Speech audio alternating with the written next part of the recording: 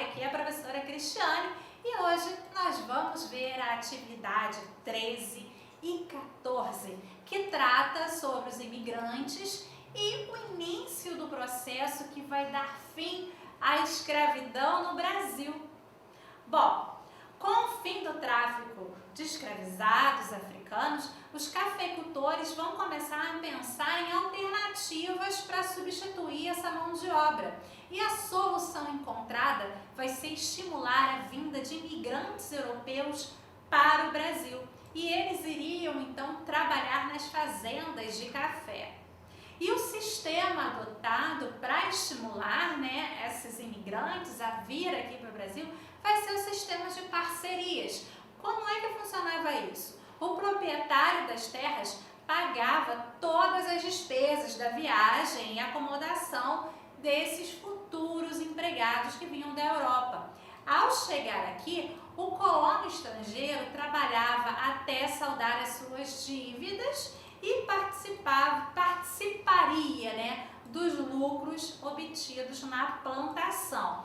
Isso daí foi o que foi vinculado, mas na verdade não foi o que aconteceu. A maioria deles nunca conseguiu pagar essas dívidas, porque os senhores, os donos das fazendas, acabavam colocando vários empecilhos para isso.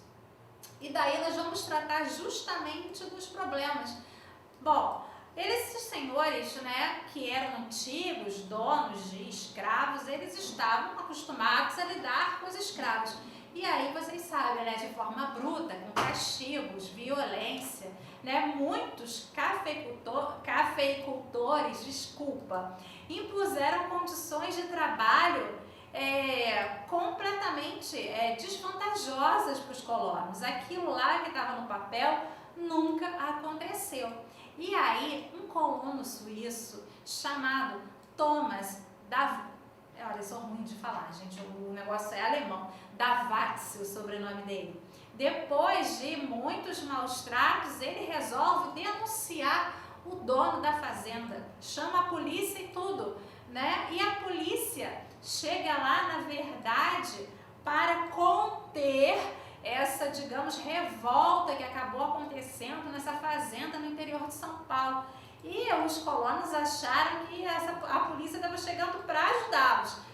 O Thomas ficou todo feliz achando que ia ser ajudado, mas na verdade não. Conversando lá, o delegado acabou dando razão aos colonos e ao Thomas, mas mesmo assim ele acabou sendo extraditado, foi expulso do Brasil, voltou para a terra dele porque o dono da fazenda começou a achar que era extremamente inconveniente. E ele lá na Europa escreveu um livro onde ele contava todos os maus tratos que os fazendeiros do Brasil faziam para os imigrantes. E isso acabou fazendo com que a experiência do sistema de parceria fosse completamente abandonada. Foi um fiasco. Muitos se recusavam a vir para o Brasil e acabaram migrando para a Argentina, para o Uruguai, para os Estados Unidos, para outros países que ofereciam melhores condições para esses colonos. E aí, pessoal, agora nós vamos trabalhar uma atividade, uma questão da atividade 13, a questão número 3. Na questão número 3 tem uma tabela que mostra pra gente o número de imigrantes que entraram no Brasil entre 1831 e 1930. Lembrando que esses valores, na verdade, são em milhares. Nós estamos falando aí de milhões de pessoas, tá? E aí vocês vão analisar os números e vão responder o que é pedido para vocês, lembrando que vocês têm que ajustar esse valor. Por exemplo, não são 133,4 imigrantes que chegaram no ano de 1881, por exemplo. Vocês têm que dizer que são 133.400, tá? Olha, observa a parte de cima e a legenda da tabela para que não erre a questão, beleza? Na atividade 14, nós vamos agora realmente abordar o início do fim da escravidão do Brasil.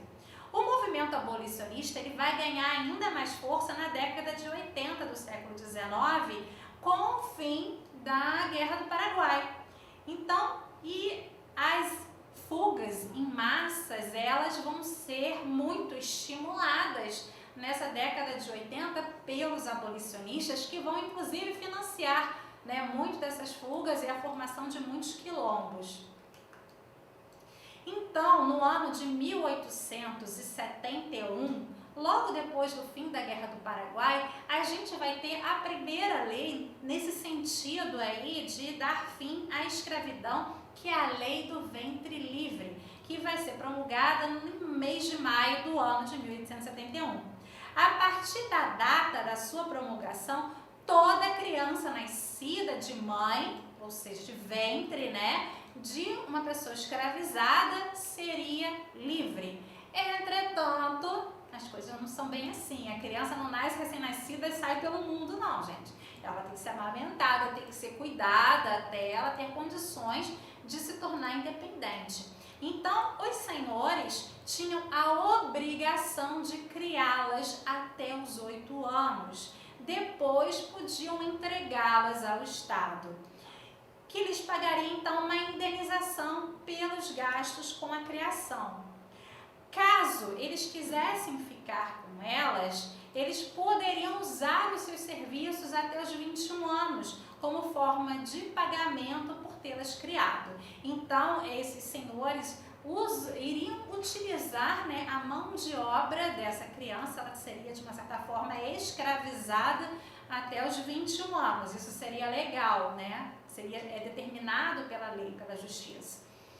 A legalização também, outras coisas serão abordadas na Lei do Ventre Livre. Ela não trata somente do nascimento de crianças aí, filhas de mães escravizadas. Também vai tratar de outras coisas, como a legalização da propriedade de bens dos escravizados, porque até então, naquela época, muitos escravizados trabalhavam como escravos de ganho, eles tinham um dinheiro, vendiam coisas, trabalhavam como barbeiros, trabalhavam nas feiras para seus senhores e ganhavam algum dinheiro também. Só que esse dinheiro nunca era deles, esse dinheiro acabava tendo que...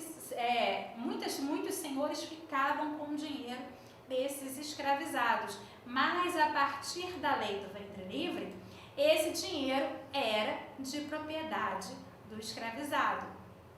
Proibiu que os escravizados menores de 12 anos de idade fossem separados dos seus pais, porque muitos vendiam a família inteira. Os senhores não viam com bons olhos uma família inteira trabalhando em suas terras. Muitas vezes eles apartavam, separavam toda uma família. E agora era proibido. Obrigou os senhores a alforriar os escravizados que lhe pagassem o equivalente que valia o preço dele no mercado, porque muitos chegavam até o dinheiro, trabalhando como escravos de ganho, conseguiam, mas os senhores não davam a liberdade, mesmo que eles tivessem o dinheiro. Agora, se ele tivesse o dinheiro que valia a sua liberdade, o senhor ele era obrigado a liberar esse escravo. Bom, na atividade 14, agora vamos trabalhar com a questão 3. Observe a charge abaixo e responda. Vocês vão observar na charge, tem a mãe aí, faz uma referência à lei do ventre livre, e ela tá aí dizendo para o menino, vai ser um menino de rua, Bom, letra A. Identifique o tema da charge. Nessa charge, ela está trabalhando que tema que nós estudamos? Qual o contexto histórico que está sendo aí abordado nessa charge? E quais são as críticas que o autor da charge faz ao descrever, ao desenhar essa cena, esse acontecimento? Bom, com isso nós chegamos ao fim da nossa aula e eu espero que vocês tenham compreendido. Qualquer dúvida, lembra de perguntar ao seu professor. Um abraço e até o nosso próximo encontro. Tchau!